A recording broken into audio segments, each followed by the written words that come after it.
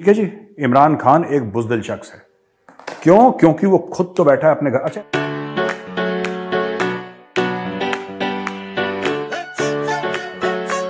Hello दोस्तों, सत श्री अकाल, नमस्ते, अस्सलाम वालेकुम, वेलकम बैक। तो कैसे हैं आप? आई होप आप सब ठीक ठाक होंगे। मेरा नाम है अबूदर गिल। मेरा नाम है वकास। तो आज की इस वीडियो का हमारा टॉपिक है Imran Khan is a covered same Maryam Nawaz. Maryam Nawaz ने बोला है कि इमरान खान एक बुज़दिल इंसान है। तो मेजर गौरवरिया इसके बारे में क्या कहते हैं कि इमरान खान बुज़दिल इंसान है कि नहीं, वो इस वीडियो में देखते हैं। उससे पहले चैनल को सब्सक्राइब, बेल आइकन प्रेस कर ले ताकि आपको हर वीडियो का नोटिफिकेशन मिल जाया करे। वीडियो का ओरिजिनल लिंक डिस्क्रिप्शन में मिल जाएगा और इंस्टाग्राम का लिंक भी आपको डिस्क्रिप्शन में मिल जाएगा, वहां पर जाकर जरूर फॉलो करें। हम अपनी वीडियो के रिएक्शन एंड पे देंगे। हाँ, तो चलिए वीडियो को स्टार्ट करते हैं। जय हिंद दोस्तों, मैं हूं मेजर गौरवरिया और आप देख रहे हैं चाणक्य डायलॉग्स। इस वीडियो को लाइक करिए, हमारे चैनल को सब्सक्राइब करिए और बेल आइकन दबाना बिल्कुल मत भूलिएगा। और खासतौर से वो दोस्त जो हमारा वीडियो तो देखते हैं लेकिन सब्सक्राइब नहीं करते, यार ये कौन सी बात होती है? थोड़ा सा मेहनत करिए, वो हथौड़ा लीजिए और मारिए सब्सक्राइब के बटन पे, ठीक है? ठोक दीजिए सब्सक्राइब के बटन को। अच्छा दोस्तों, एंटनी ब्लिंकन, अमेरिका के यूएस सेक्रेटरी ऑफ स्टेट है ना, एंटनी ब्लिंकन, टोनी ब्लिंकन जिनको कहते हैं, वो उन्होंने एक बहुत अहम एक बयान दिया है जो मैं आपकी नजर से आपकी नजर में डालना चाहता हूं, आपके कानों में डालना चाहता हूं। उन्होंने ये बोला है कि जो चाइना है, China is going to supply weapons. China अभी भी नॉन लीथल एड दे रहा है रशिया को यूक्रेन वॉर के दौरान, और वो कह रहा है कि चाइना वेपन्स भी सप्लाई करेगा रशिया को। अब रशिया का खुद का एक बहुत बड़ा इंडस्ट्रियल कॉम्प्लेक्स है, राइट? बहुत शानदार एक इंडस्ट्रियल कॉम्प्लेक्स है रशिया का, और one of the top weapons manufacturers of the world ये रशिया भी है। लेकिन रशिया में ना दो किस्म के हथियार हैं, मैं आपको बड़े ऑनेस्टली और बड़ा सिंपल वर्ड्स में बताता हूं। एक तो उनके वेपन्स हैं जो बहुत ही शानदार है, बहुत ही टॉप ऑफ द लाइन है weapons, S-400, S-500, those are world class weapons. और काफी कुछ रशिया जो है वो वेपन्स ऐसे भी बनाता है जो बड़े एवरेज क्वालिटी के हैं। मैं बैड क्वालिटी नहीं बोलूंगा, लेकिन मैं एवरेज क्वालिटी बोलूंगा, राइट? रशिया को क्यों नुकसान झेलना पड़ रहा है, मैं आपको एक बात बताता हूं। रशिया को यूक्रेन की लड़ाई में अगर सामने T-90 टैंक है, राइट, और आपने रॉकेट लॉन्चर से उसको अटैक करा, तो जाहिर सी बात है T-90 can take care of that, right? और अगर आपने कुछ एंटी टैंक माइन भी लगाई है तो ठीक है, it will manage somehow, but it can't fight against a javelin. तो जैवलिन के खिलाफ लड़ना थोड़ा सा उसके लिए मुश्किल हो जाता है। और जब आप state of the art west के, पश्चिमी देशों के, जब आप हथियार यूक्रेनियंस के हाथ में दे दें और बोलें कि बेटा ठोको इनको, तो फिर यू गेट स्टक। ये लोग कहां फंसे हैं मैं आपको बताता हूं। रशियंस ने जब अटैक करा यूक्रेन के अंदर तो everything was going according to plan. सबसे पहले उन्होंने गलती करी, they underestimated their enemy. उन्होंने दुश्मन को थोड़ा नीचे आंका कि यार ये तो एक थप्पड़ मारेंगे, ये हुआ नहीं, वो रोते हुए भागा नहीं, ठीक है? और अब जो सिटीज हैं, और ये काफी पहले की बात बता रहा हूं मैं, आज की बात नहीं बता रहा, और अभी भी सच्चाई यही है कि सिटीज के आसपास आके फंस गए। इसको फौज में हम लोग कहते हैं ना FIBUA, FIBUA, fighting in built up areas. Built up area की जो लड़ाई होती है, और बिल्ट अप एरिया में, in most built up areas ना, जो आर्मर्ड होता है, जो टैंक होते हैं, इट्स अ सिटिंग डक, ठीक है? वहां पे माउंटेन्स ऑफ रबल हैं, टूटी वूटी बिल्डिंग हैं, कहां पे कोई बंदा कौन सा वेपन सिस्टम लेके बैठा हुआ है, कुछ पता ही नहीं लगता वहां पे क्या अंदर घूम रहे हैं टैंक्स। ये चेचनिया में भी एक बार हो चुका है, Russia has faced this predicament there, और जगह भी हो चुका है। तो ये तो मैंने बड़ी सिंपलिस्टिकली आपको एक बात बताई, लेकिन चाइना कंसिडर कर रहा है, अमेरिका के मुताबिक चाइना कंसिडर कर रहा है रशिया को वेपन्स देना। चाइना के वेपन्स भी काफी हद तक घटिया हैं, लेकिन इस वक्त तो रूस को जो मिल रहा है वो चाहिए भैया, जो मिल जाए। ईरान से ड्रोन मिल जाए तो चाहिए, चाइना से कुछ वेपन्स मिल जाए तो चाहिए। तो Russia requires weapons in this fight against Ukraine, क्योंकि इसमें क्या होता है कि एट्रिशन बहुत है। जो ह्यूमन रिसोर्सेज वाले हैं वो जब कंपनी में एट्रिशन की बात करते हैं, वो ये कहते हैं कि भाई लोग नौकरी छोड़ गए कंपनी से, ठीक है? तो इसको एट्रिशन कहते हैं। फौज में एट्रिशन होता है जो दुनिया छोड़ गया, वो एट्रिशन हो गया फौज में। तो वहां पे ह्यूमंस का भी एट्रिशन है, मैं रशियन साइड की बात कर रहा हूं, इक्विपमेंट का भी है। सो ठीक है, जो लोगों को कंस्क्रिप्शन उन्होंने फिर से बोला है कि घरों से लाओ, लोगों को ट्रेन करो, फ्रंट पे भेजो, और ये सब तो चल रहा है। लेकिन जब चाइनीज अपना वेपन्स देंगे, और क्योंकि चाइनीज टेक्नोलॉजी, देखिए चाइनीज के खुद की मैन्युफैक्चरिंग रद्दी है, लेकिन उन्होंने अमेरिकन से चोरी कर रखी है। वो आपको याद होगा ना, ओसामा बिन लादेन को जब अमेरिकन गए थे मारने के लिए तो एक हेलीकॉप्टर क्रैश हो गया था। पाकिस्तानियों ने क्या करा, पाकिस्तानियों ने झट से वो टूटे हुए हेलीकॉप्टर को पैक करा, चाइना भेज दिया अब्बू के पास। अब्बू ने उसकी टेक्नोलॉजी देखी, रिवर्स इंजीनियर करा और वही चीज बना ली सस्ते में। That is what China does. China ने कुछ इन्वेंट थोड़ा ना करा है। एक जमाने में उन्होंने कागज इन्वेंट करा था, गन पाउडर इन्वेंट करा था, इसके अलावा China is invented nothing. China सिर्फ बाहर से नकल मार के चोरी करके अपना बनाओ, तो वो चाइना ने कर रखा है। तो इस हिसाब से चाइना के पास भी अच्छी टेक्नोलॉजी है। अगर चाइना देता है लीथल टेक्नोलॉजी रशिया को तो फिर खून खराबा और बढ़ेगा। और इन्होंने वार्न भी करा है, this escalation would mean serious consequences for China. ये एंटनी ब्लिंकन ने बोला। अब सीरियस कॉन्सिक्वेंसेस फॉर चाइना का क्या मतलब है, दिस आई डोंट नो, कि इसके नतीजे चीन के लिए बड़े खराब होंगे। ये वार्निंग है चाइना को कि बॉस अगर तुमने लीथल वेपन सिस्टम्स दिए रूस को तो फिर देखना, तुम फिर देखना, तुम्हारा हलवा बना देंगे। कैसे? फिर चाइना के ऊपर देखिए, सैंक्शंस लगाना इतना आसान नहीं है चाइना के ऊपर, लेकिन अमेरिका वही काम करेगा जो अमेरिका करता चला है। चाइना का पैसा कहां से आता है? अमेरिका से आता है। चाइना अमीर क्यों है? क्योंकि कॉन्ट्रैक्ट मैन्युफैक्चरिंग कर रहा है भाई। एप्पल फोन तो अमेरिका का है, हार्ली डेविडसन मोटरसाइकिल्स अमेरिका की हैं, नाइकी शूज अमेरिका के हैं। जो भी बड़े बड़े ब्रांड हैं जिनकी मैन्युफैक्चरिंग चीन में होती है, अमेरिकन धीरे धीरे उसको वापस खींचना शुरू करेंगे। बात तो यह कि चाइना को कोई ब्रांड नहीं है ना। China is the top manufacturer of shoes in the world. चीन जो है, सबसे ज्यादा जूते जो हैं वो चाइना में बनते हैं दुनिया में। No surprises there. आप एक चाइना का ब्रांड का नाम बता दो, आप मुझे कोई भी चाइनीज ब्रांड का नाम बता दो। वो सब के सब अमेरिकन ब्रांड्स बना रहे हैं चाइना में। वो छापा खाना खोल रखा है।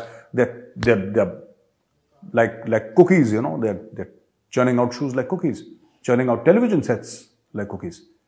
तो सारा का सोनी है, सैमसंग है, ये बड़ी बड़ी जितनी भी नाम हैं, राइट, टेलीविजन की दुनिया के, एलजी वगैरह सब तो चाइना में बन रहे हैं ज्यादातर। इंडिया में बनते हैं, चाइना में बनते हैं। So this is the China gets is money from. तो ये लोग क्या करेंगे कि अपने जो एलाइज हैं, जैसे कि साउथ कोरियंस हैं या जर्मन्स हैं, उनको बोलेंगे, उन पे अमेरिकन प्रेशर डालेंगे कि बॉस अपने ब्रांड चाइना से मत बनवाओ, धीरे धीरे बाहर निकालो, धीरे धीरे बाहर निकालो। फिर अमेरिका इसको फंड करेगा, क्योंकि भाई जर्मनी ये बोलेगा कि आप कह रहे हो मर्सिडीज चाइना में मत बनाओ, लेकिन मुझे तो नुकसान है अगर मैं यहां पे बनाऊं। तो क्या डिफरेंस कितना आएगा? डिफरेंस माना कि $10 बिलियन आता है, $15 बिलियन आता है, $20 बिलियन आता है, over a period of a few years.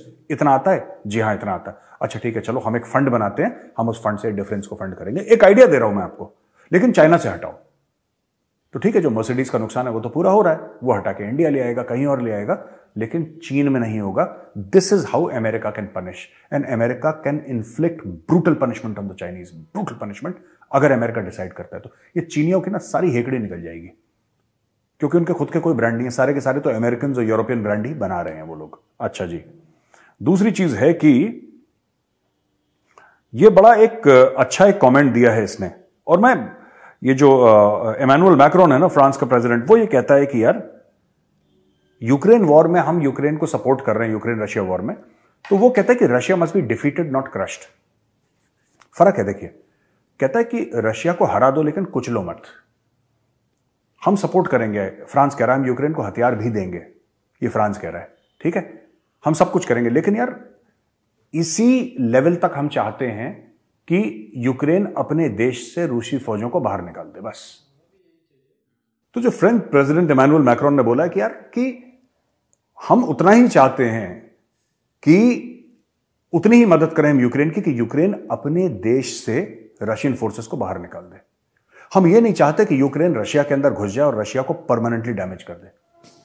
देखिए, इसके ना ये बड़ा मैच्योर स्टेटमेंट है। आप लोग पता नहीं अग्री करते हैं कि नहीं करते, डिसएग्री करते हैं तो प्लीज कमेंट्स कॉलम में लिखिएगा, बट ये बड़ा मैच्योर स्टेटमेंट है, क्योंकि इमैनुअल मैक्रोन ये कह रहा है कि साहब आप ना अंत में आपको एक बात तो देखनी पड़ेगी, आपको एक बात देखनी पड़ेगी कि रशिया इतना बड़ा मुल्क है, उसके पास न्यूक्लियर वेपन्स हैं, उसके पास एनर्जी के भंडार पड़े हैं, गैस, ऑयल वगैरह। रशिया अगर अनस्टेबल होता है तो अपनी जद में पूरी दुनिया को लेगा वो। रशिया अकेले नहीं डूबेगा। एक बार रशिया टूट गया था, उसके कारण कुछ और थे। उसका कारण इकोनॉमिक इंस्टेबिलिटी था, उसका कारण लड़ाई नहीं था। जब वॉर के कारण अगर टूटेगा और उसके अंदर लोग घुसेंगे और कल कुछ चीज होगी, तो this war will escalate beyond a manageable level, फिर वो पोजीशन टेनेबल नहीं रहेगी। ये इनका कहना है, मैं अग्री करता हूं इमैनुअल मैक्रोन से। आई थिंक ऐसा हो जाना चाहिए कि लड़ाई ना हो यूक्रेन और रशिया, माफ कीजिएगा, यूक्रेन और रशिया के बीच में लड़ाई ना हो। लेकिन कोई ये कहता है कि क्रश, देखिए नहीं, ये सब हो नहीं पाएगा और ये बड़ा महंगा पड़ जाएगा यूरोप को। अभी भी यूरोप वाले लोग बहुत, इनका जो अभी विंटर्स चल भी रहा है अभी यूरोप में, तो फरवरी का महीना है, बहुत बुरा गया है winters. It's been very very bad. और इनके न्यूक्लियर रिएक्टर से फ्यूल कहां से आता है? देखिए यूरोप ये कह सकता है कि हम रशिया से तेल नहीं लेंगे, हम गैस नहीं लेंगे, कह सकता है। मैं ये नहीं कह रहा उन्होंने लेना बंद कर दिया, कह सकता है। उनसे ये भी पूछ लेना कि जो तुम्हारे बड़े बड़े न्यूक्लियर रिएक्टर्स हैं जिससे तुम्हारी इलेक्ट्रिसिटी आती है, उसका जो फ्यूल है वो कहां से आता है? ये भी सवाल पूछा जाए ना। आप अगर ये सोच रहे हैं कि आप चाबी से रशिया को बंद कर देंगे, ये चाबी से बंद होने वाला मुल्क है नहीं, ठीक है ना। तो ये दूसरी खबर थी जो अच्छा, एक बड़ी अच्छी खबर आई, इंटरेस्टिंग खबर आई है, अच्छी तो मतलब वेरी इंटरेस्टिंग। तालिबान ने यह बोला है कि यार जो पुराने अमेरिकन बेसेस है ना अफगानिस्तान में, उनको हम स्पेशल इकोनॉमिक जोन्स बनाएंगे। आप थॉट प्रोसेस देखिए तालिबान का। तालिबान ये कह रहा है कि हमें बिजनेस करना है, धंधे पे लगना है हमें। ये एक लेवल तक आप औरतों को बोलें कि तुम बुर्का पहन के घर पे बैठो और टीवी मत देखो, और ये एक लेवल तक होता है, लेकिन मुल्क को तो चाहिए। A country needs that economic heft. और तालिबान ये कह रहा है कि हम स्पेशल इकोनॉमिक जोन्स बनाएंगे, तो जो भी यूएस के मिलिट्री बेसिस हैं, that Taliban wants to convert into military base, into special economic zones. और ये एक्टिंग डेप्यूटी प्राइम मिनिस्टर है मुल्ला अब्दुल गनी बरादर, तो उन्होंने ये प्रपोजल कैबिनेट को भेज दिया है। और इसमें ये बोला है उनको, कोट करते हुए मुल्ला बरादर को, कि following a thorough discussion it was decided that the ministry of industry and commerce should progressively take control of the remaining military bases of the foreign forces with the intention of converting them into special economic zones. ठीक है। The Taliban have said that they have focused on boosting economic self-sufficiency through trade and investment. Acha, earlier the World Bank noted that Afghanistan's exports rose and the Taliban administration managed to keep revenues mostly steady in 2022. आप ये देखिए ना, जिनको हम लोग समझते थे कि ये जानवर ही हैं, और मैं खुद ऐसा समझता था कि इनको कुछ नहीं आता, दिमाग से पैदल है। समझ रहे हैं आप? उन तालिबान को जो हम कहते थे यार ये तो पढ़े लिखे ही नहीं है, इनको तो अकल ही नहीं है, इनको कुछ तमीज नहीं है, तालिबान को, वो Taliban they have turned out to be smart. Now they are telling the world की बॉस ठीक है, हमारे हाल खराब है, लेकिन you can't take us lightly, आप हमें हल्के में नहीं ले सकते। ये देखिए ये क्या कह रहे हैं, they are saying that world bank ने नोट करा है कि 2022 में अफगानिस्तान की economic condition under the Taliban was stable. अब आप समझ लीजिए तालिबान ने इकोनॉमी कैसे चलाई। उन्होंने कोई भीख भी नहीं मांगी पाकिस्तान की तरह, जैसे पाकिस्तान कटोरा लेके भागता रहता, उन्होंने वो भी नहीं करा। उनके खर्चे ही बड़े कम है। एक्चुअली पाकिस्तान के साथ ये भी प्रॉब्लम है ना कि जब आपके लेफ्टिनेंट जनरल एक सोसाइटी में रहें, डीएचए में, डिफेंस हाउसिंग में रहें, आपके बड़े बड़े जर्नल, और वहां पे घर में चीते पालें, जैसे भी चीता वो भाग गया था ना एक जर्नल के घर से, आपने सुना होगा पाकिस्तानी न्यूज, वो पैंथर या लेपर्ड या पता नहीं क्या था, उसने घर पे पाल रखा था चीता भाई ने। जब आप ऐसी अय्याशियां करेंगे, जब आप बाहर से शेर मंगवाएंगे, भालू और चीते मंगवाएंगे, अपने घरों में पालेंगे बड़े बड़े बंगलों में, तो फिर आप सोच लीजिए कि फिर उसका पैसा कौन देगा, वो तो आम आदमी दे रहा है। अच्छा, जो भी गलती है तालिबान की, जो भी गलतियां होंगी, मैं कह रहा हूं उनकी 1000 गलतियां, ह्यूमन राइट्स है, वुमेन्स राइट्स हैं, इक्वालिटी है, रिलीजन के बारे में उनका जो बड़ा एक ख्याल है, बट एक बात माननी पड़ेगी यार, अफगान लोगों के बारे में और तालिबान के बारे में भी, इनमें लाख कमियां हैं, लेकिन ये गैरतमंद लोग हैं। ये अपनी जो अफगान लोग हैं ना, ये अपनी इज्जत गिरवी नहीं रखते। ये अपनी सेल्फ रिस्पेक्ट के लिए लड़ जाएंगे किसी के लिए, चाहे उनके कितने भी बुरे हाल हो। अफगान जो है वो भूखा होगा ना, वो भूखा सो जाएगा, लेकिन अपनी सेल्फ रिस्पेक्ट पे कॉम्प्रोमाइज नहीं करेगा। और सेल्फ रिस्पेक्ट पे कॉम्प्रोमाइज करने की जो बात है ना, उससे हम आते हैं पाकिस्तान पे, because you need to hear वो कौन लोग हैं जो सेल्फ रिस्पेक्ट पे कॉम्प्रोमाइज करते हैं। अच्छा जी, आईएमएफ चीफ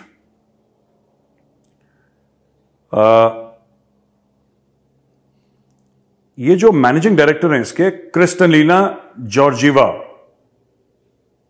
इन्होंने बोला है कि यार my heart goes out to the people of Pakistan, they have been devastated by the floods that affected 1/3 of the population of the country. कि मेरा दिल पसीज गया उन लोगों को देख के जो कि 1/3 पॉपुलेशन, 1/3 जनसंख्या पाकिस्तान की इफेक्ट हो गए। मैडम आपका तो दिल पसीज गया, लेकिन शहबाज शरीफ का तो नहीं पसीजा, ना इमरान खान का पसीजा है। इमरान खान ने बोला था मैंने 16 अरब रुपए इकट्ठा कर दिया, कहां है रुपए किसी को आज तक नहीं पता। अब जिनका दिल पसीजना चाहिए उनका नहीं पसीज रहा। शहबाज शरीफ का दिल है ही नहीं, खैर उसका पसीजेगा क्या, वो अलग लेवल पे खेल रहा है शहबाज शरीफ।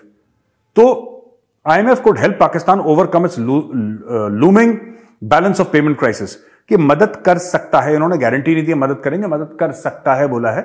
और मैं फिर कह रहा हूं IMF मदद करेगा पाकिस्तान की, आज नहीं तो कल, नहीं तो 1 महीने के बाद IMF विल हेल्प पाकिस्तान। ये मैं ऑन रिकॉर्ड आपको बोल रहा हूं, लेकिन तब तक बहुत देर हो चुकी होगी। देर तो खैर अभी डिफॉल्ट कर ही गया है, तो देर तो हो ही चुकी है पाकिस्तान के लिए। तो ये IMF चीफ की विजिट थी। और आखिरी जो चीज है, इसके ऊपर मैंने ट्वीट भी करा था। मैं ये कहना चाहता हूं कि मरियम नवाज जो हैं, जो नवाज शरीफ की बेटी हैं, कल के वीडियो में भी उनका रेफरेंस था। उन्होंने बोला है कि इमरान खान बुजदिल है। ठीक है जी, इमरान खान एक बुजदिल शख्स है। क्यों? क्योंकि वो खुद तो बैठा है अपने घर। अच्छा, इमरान खान ने करा भी, मैंने कल ट्वीट भी करा था इस मामले में। इमरान खान ना ये अलग लेवल का प्राणी है यार, ये अलग लेवल का प्राणी है।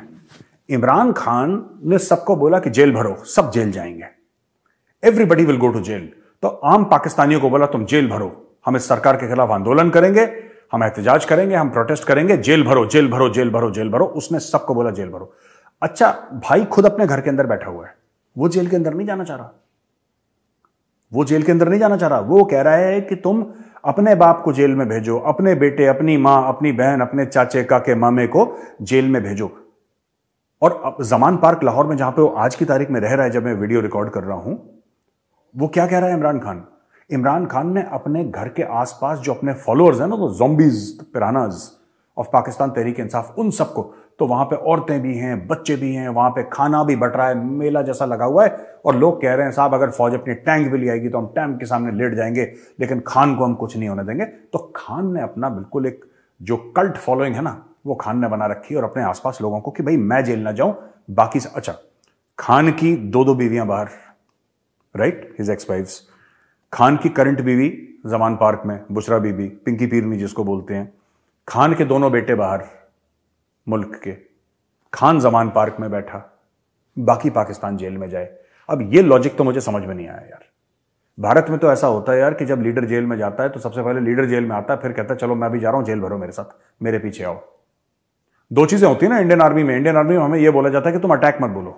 जूनियर लीडर्स को, हम जैसे जूनियर लीडर्स को इंडियन आर्मी में हर समय यह सिखाया जाता है कि डोंट से अटैक, से फॉलो मी, मेरे पीछे आओ, सबसे पहले मैं जाऊंगा, सबसे पहले गोली मैं खाऊंगा। यह भारतीय सेना की टीचिंग है। इसलिए आप देखिएगा कि इंडियन आर्मी में ऑफिसर कैजुअलिटीज जो है ना, वो बहुत ज्यादा है। आप कभी भी देखिएगा, कभी लिस्ट जो होगी उसमें जो अफसर जितने अपनी जान दे चुके हैं देश पे, जो वीरगति को प्राप्त हुए, वो बहुत ज्यादा है उनकी परसेंटेज के हिसाब से, अगर आप कैलकुलेट करेंगे इंडियन आर्मी में। तो ये तो हमारी सिखलाई है। पाकिस्तान में पाकिस्तानी आर्मी की अलग सिखलाई, और वहीं से इमरान खान ने भी सीखा है। पाकिस्तानी जर्नल कहते हैं कि तुम लड़के मर जाओ, तुम शहीद हो जाओ, तुम गजवाए हिंद भी करो, तुम कश्मीर में ये सब करो, ड्रामा करते रहो, लाइन ऑफ कंट्रोल पे तुम फायर करो, मैं तो अपने बेटे को भेज रहा हूं अब्रॉड पढ़ने के लिए, पाकिस्तानी जर्नल। तो इमरान खान ने भी वहीं से सीखा है, अपने बापों से ही तो सीखेगा। रावलपिंडी की पैदाइश है Imran Khan, he was created by the Pakistan army. तो ये भी यही कह रहा है कि मेरे बेटे बाहर हैं, वो लंदन में ऐश कर रहे हैं, ठीक है, महंगी गाड़ियां चला रहे हैं, महंगी घड़ियां पहन रहे हैं, महंगे कपड़े पहन रहे हैं, दे आर पार्टिंग, उनके पास पैसा ही पैसा है। तुम एक काम करो, तुम अपने लड़के को भेजो जेल के अंदर। ये इमरान खान की टोटल स्ट्रैटेजी है, जिससे मरियम नवाज कह रही है कि ही इज अ कवर्ड। खुद अपने बंकर में, घर के अंदर, बेसमेंट के अंदर फिट करके बैठ रखा, और हजारों लोगों से अपने आप को सराउंड कर दिया। और पुलिस भी डर रही है इमरान खान को उठाने में। भाई 20-50 लोग मर गए अगर जोर जबरदस्ती में, तो फिर कौन जवाब देगा? इमरान खान इसी पे गेम खेल रहा है वो।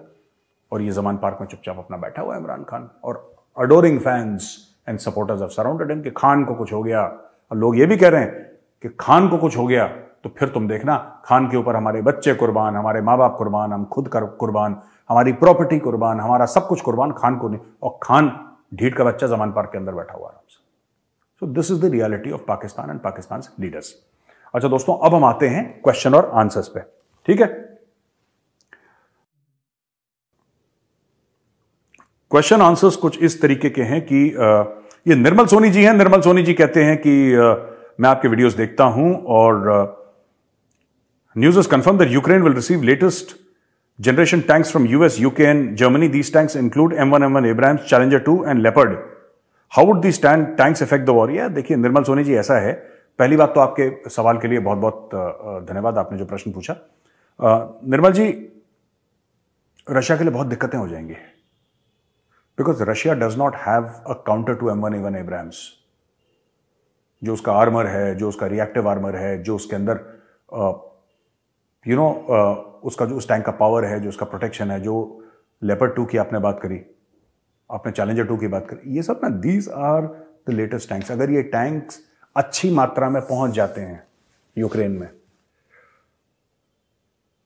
तो then it will become a big problem for the Russians. क्या होगा मुझे नहीं पता क्या होगा, लेकिन Russian armoured columns will get a hammering of their lifetimes. अगर M1A1 एब्राम्स पहुंच जाए और लेपर्ड पहुंच जाए वहां पर, तो बहुत दिक्कत होने वाली है। इतना मैं गारंटी आपको कर सकता हूं। दिक्कत किस रूप में होगी, कितनी होगी, it's still too early to say. Tanks आएंगे तब हम देख पाएंगे, लेकिन these are far superior. Basically कहने का मतलब है कि this technology is far far superior to whatever Russia has as of today. अच्छा जी, अमय महाले जी, जैन मेजर साहब, I have seen Pakistani leaders traveling across the world to raise funds, but it has also been seen that the person in charge is not doing what his KRAs are. किसी भी इदारे के leaders खुद के इदारे के अलावा दूसरी चीजों में फंसा है। The leaders look like jokers, juggling, passing responsibilities, spreading fake and illogical news.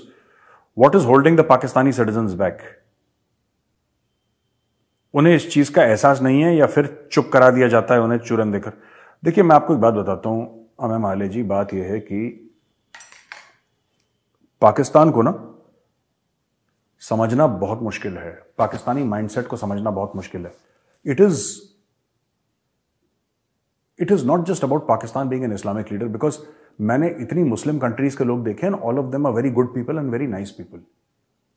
ठीक है, आप अरब्स को, मैं कई बार बोल भी चुका हूं, अरब्स को देखिए, आप सेंट्रल एशिया के लोगों को देखिए, आप मलेशिया के लोगों को, इंडोनेशिया को, which is the world's biggest Muslim country, सऊदी अरब के लोगों, very nice people. The problem is in Pakistan, the problem is not religious, it is geographical. मैं आपको बताता हूं दूसरी चीज जो है पाकिस्तान के बारे में, कि वहां के लोगों का 75 साल से इंडोक्ट्रिनेशन हुआ है।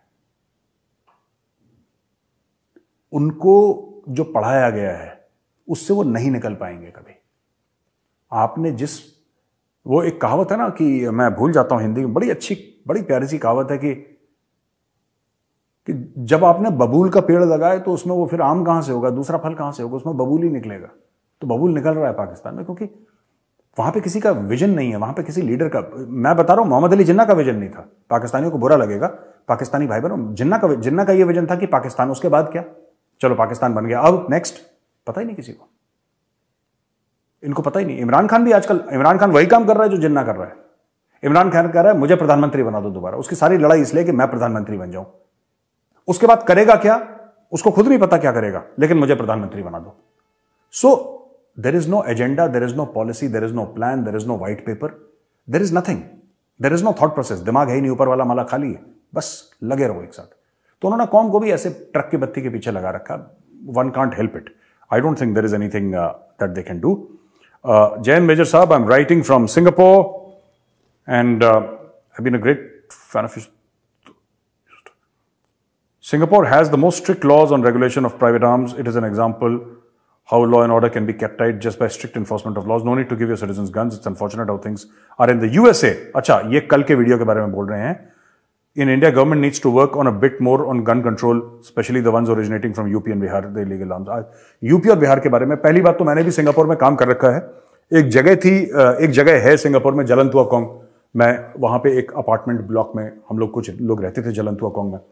I have very fond memories of Singapore. आपने बिल्कुल ठीक बोला कि सिंगापुर में जो डिसिप्लिन है, मैं अक्सर ये बात बोलता हूं ना कि सिंगापुर के बारे में, I often say that God forbid, भगवान ना करे, if everything was destroyed in Singapore, the people of Singapore have that kind of character that they'll build it up again. Singapore is not about real estate. Singapore is not about money. It's not about a first world society. That is not Singapore. Singapore is about the character of the people. Singapore is about, values. That is what made Singapore. So if something, heaven forbid, goes wrong in Singapore, the people have the capability to build it up again. आप तो gun की बात कर रहे हैं, वहां पे chewing gum नहीं मिलती सिंगापुर में, गन कहां से आ गई? गन तो बहुत बड़ी बात आपने कर दी। जहां तक यूपी और बिहार की बात है, अब हम सिंगापुर से थोड़ा सा इस तरफ आ जाते हैं। जहां तक यूपी और बिहार की बात है ना, तो अवैध हथियार जो है यहां पे वो कंट्रोल करना बड़ा मुश्किल है दोस्त। मैं ऐसा बोलना नहीं चाहता, मैं खुद यूपी में हूं, और but I tell you it's also the nature of the people. UP में जो कॉन्सेप्ट है बाहुबली का, बिहार में जो कॉन्सेप्ट है बाहुबली का, ये आपको और जगह थोड़ा सा कम मिलेगा या नहीं मिलेगा। माफिया हर जगह होता है, यूपी और बिहार में there is a certain mindset, ठीक है। कभी कभी तो मुझे ऐसा लगता है कि उत्तर प्रदेश का बच्चा ना मां के पेट से कट्टा लेके पैदा होता है। अब तो खैर योगी जी के आने के बाद काफी कुछ मैनेज हो गया, काफी कुछ, the levels of violence have gone down in Uttar Pradesh a lot. लेकिन एक जमाना था जब ऐसे लगता था यार, एक जमाना था, और मैं वैसे यूपी में रह चुका हूं, मैं किसी पॉलिटिकल पार्टी का नाम नहीं लेना चाहता, लेकिन योगी जी के आने के बाद चीजें बहुत शांत हुई हैं और बहुत यूपी जो है आगे बढ़ा है। बिहार का मैं नहीं कह सकता, उत्तर प्रदेश बहुत आगे बढ़ा है। वायलेंस कम हुआ है यूपी में, बहुत ज्यादा कम हुआ है, रूल ऑफ लॉ है, पुलिस बहुत एक्टिव हो गई है, बहुत फर्क आया है। एक जमाने में तो लगता था यूपी में कि बच्चा मां के पेट से पैदा हुआ कट्टा लेके। It is also to do with the society. सब ऐसा नहीं कि मैं ये नहीं कह रहा कि यूपी में सब ऐसे हैं, ऐसा बिल्कुल भी नहीं है, लेकिन एक है यहां पे, यू नो, वो स्कॉर्पियो, काले शीशे, राइफल, वो थोड़ा सा कभी कभी हो जाता है। पर मैं आपको फिर बता दूं, आप सिंगापुर में रहते हैं, 90% कम हो गया है बाबा के आने के बाद, 90% कम हो गया। अभी भी है लेकिन 90% कम है। बिहार का मुझे इतना पता। तो दोस्तों आज की इस वीडियो में आपने देखा कि कैसे मतलब कि मरियम नवाज ने जो इमरान खान को बोला है कि वो एक बुज़दिल इंसान है, घर में छुप कर बैठा हुआ है। तो ये तो चले मरियम ने जो भी बोल दिया, मैं मगर मरियम को भी ये कहना चाहता हूँ कि उसका बाप भी बुज़दिल है जो पाकिस्तान से भागा हुआ है। सिर्फ मतलब कि एक वीक की उसको छुट्टी मिली थी कि एक मतलब कि छुट्टी क्या, उसको मतलब कि जेल से रिहा किया गया था क्योंकि उसको सजा हुई थी और वो जेल में था। तो उसका इलाज करवाने के लिए, क्योंकि उसकी प्लेटलेट्स जो है ना वो अचानक से डाउन हो गई थी, गायब हो गई थी, तो वो प्लेटलेट्स जो है ना बढ़ाने के लिए लंदन गया था, मगर अभी 4 साल हो गए अभी तक वापस नहीं आया। सब जो भी जितने भी पाकिस्तानी बाहर गए थे वो सब वापस आ गए, मगर ये एक इंसान है वाहिद, मरियम नवाज का बाप नवाज शरीफ, जो पाकिस्तान से भागा हुआ है और पाकिस्तान से मतलब कि पाकिस्तान में दोबारा वापस नहीं आया। और इतना भी नहीं कि मतलब कि उसकी वाइफ जो है ना वो उसकी डेथ हो गई थी, तो वो अपनी वाइफ के साथ भी मतलब कि एक ऐसे वक्त पे ना उसके बेटे आए और ना ही वो खुद आया उसको दफनाने के लिए, क्योंकि मुसलमान जो है कोई उनका फौत हो जाता है तो उसके बाद दफनाते हैं, तो वो दफनाने के लिए आखिरी रसूमात पूरी करने के लिए भी पाकिस्तान में नहीं आया। तो इसलिए मरियम नवाज को मतलब कि दूसरों के ऊपर तंज करने की बजाय अपनी फैमिली में देखना चाहिए कि मेरी फैमिली में मेरा खुद का बाप जो है वो भगोड़ा है।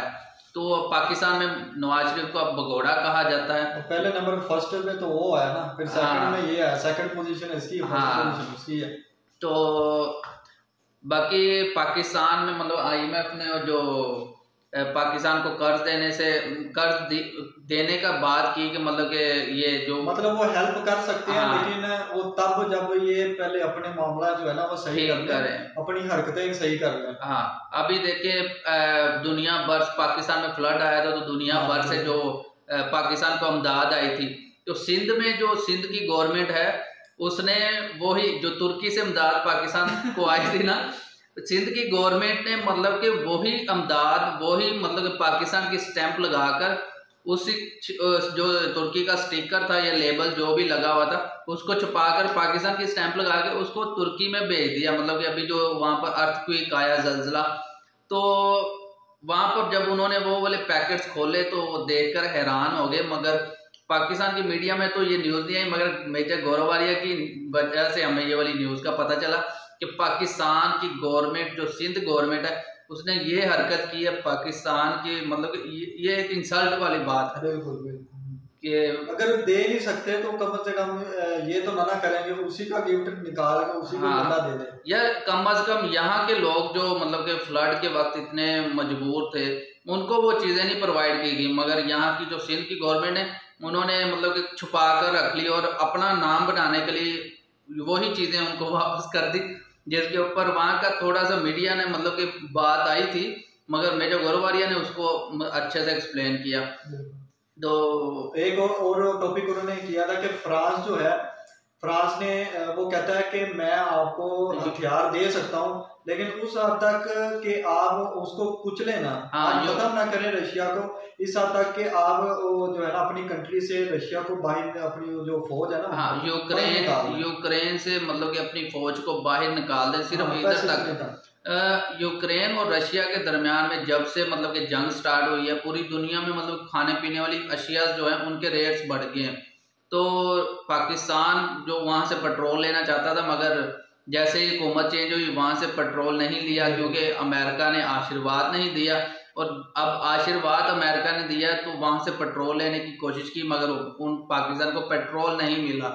तो ये पाकिस्तान की पब्लिक के ऊपर है कि पाकिस्तान पब्लिक ऐसे लोगों को क्यों बर्दाश्त करती है। और अभी IMF के जो चीफ है उसने बोला है कि पाकिस्तान में सलाब वाले लोगों को देखकर जो है ना उनका बहुत दिल जो है ना दुखा है। तो मैं उनको कहता हूं कि ना ही आप पाकिस्तान को हमदर्द दें सिर्फ इस चीज़ के ऊपर कि यहाँ के लोग जो है ना मुश्किल हालात में, क्योंकि वो उन तक तो पहुंचनी नहीं है और इन्हीं लोगों ने वो अपने अपने अकाउंट में डालनी है। और कहते हैं ना मगरमच्छ के आंसू, हाँ मगरमच्छ के आंसू। तो इन्होंने रो के अपना हाथ फैला के तो इन्होंने अपने लिए, अपनी जात के लिए करना है, लेकिन जिनके लिए इन्होंने लेने हैं पाकिस्तान के लिए, वो उनको जो है ना उनको पता ही नहीं लगना कि पैसे आए हैं गए हैं कहीं गए, पता ही नहीं लगना। हाँ पाकिस्तान लोगों के नाम पर जो है ना ये सारा कर्ज लेते हैं, और वो कर्ज कौन यूज करता है? गवर्नमेंट और वो लोग जो चीते पालते हैं। तो ये अपने चीतों को वो जो है ना कर्ज लेके ला के पैसे अपने चीतों को उससे रखवाली करते हैं, और फिर वही चीते हम गरीब आवाम के ऊपर जो है ना अटैक करते हैं। और वो चीता मतलब कि सबको पता है, पुलिस को भी पता था कि वो एक जर्नल का चीता था, मतलब कि पाकिस्तानी फौज में जर्नल होगा कोई, इस्लामाबाद में रहता, तो उसका वो चीता था पालतू, वो घर से भागा और उसने जाकर पब्लिक के ऊपर अटैक किया, और उसी अटैक में एक जो है ना इंसान की मौत हो गई, और दूसरे के मतलब कि उनके ऊपर जर्नल के ऊपर मुकदमा करने की बजाय एक नामालूम जो है ना लिखी गई दरख्वास्त में, उसका नाम लिखा गया कि एक नामालूम इंसान का पालतू चीता जिसने मतलब कि पब्लिक के ऊपर अटैक किया। मतलब कि पाकिस्तान में यहाँ के जो लोग हैं, आम पब्लिक है, उनके लिए ये मुल्क नहीं बना था, ये मतलब कि बड़े बड़े लोगों के लिए बना था, और अभी भी वही चल रहा है 75 साल से, और अभी भी नेक्स्ट जो है ना आने वाले वक्त में भी यही दिखता है। मगर अब वाली यूथ को जो है ना इनके खिलाफ आवाज स्टैंड ले रही है और लेना चाहिए। बिल्कुल। तो बाकी एक क्वेश्चन आंसर में एक क्वेश्चन आया था कि मेजर गोरवारिया पाकिस्तान के लोगों को बताते हैं उनके जर्नल्स के बारे में, उनकी पॉलिटिशियंस के बारे में, कि वो पाकिस्तान की पब्लिक के साथ क्या करते हैं, कि पाकिस्तान पब्लिक इनके खिलाफ क्यों नहीं आवाज़ उठाती है, वो इनको बुरा क्यों नहीं लगता इस चीज़ के लिए। तो पाकिस्तान की पब्लिक जो भी अभी एक पाकिस्तान में की पार्लियामेंट में कानून पास किया गया कि इनके खिलाफ, जर्नल्स के खिलाफ या अदालत के जजेस के खिलाफ या और भी जो जितने भी अदारे हैं सरकारी अदारे, इनके खिलाफ आवाज़ उठाने वाले के ऊपर 5 साल की कैद है, और वो भी बामशक्कत कि उसको वहाँ पर मजदूरी करनी पड़ेगी, जेल में रह के काम करना पड़ेगा, और बैरकें बनाई हुई हैं छोटी छोटी, वहाँ पर इंसान बैठ ही सकता है, ना तो खड़ा हो सकता है ना कुछ, और उसमें वो उसको डाल देते हैं। तो इतनी मतलब कि उसको तो डाल देते हैं, उसको भी तंग करते हैं, उसके बाद उसकी फैमिली को तंग किया जाता है। तो इसलिए अब पाकिस्तान में एक मतलब कि आवाज़ उठाने वाले के ऊपर भी जो है ना पाबंदी लग जाती है या उनको सजाएं होती हैं।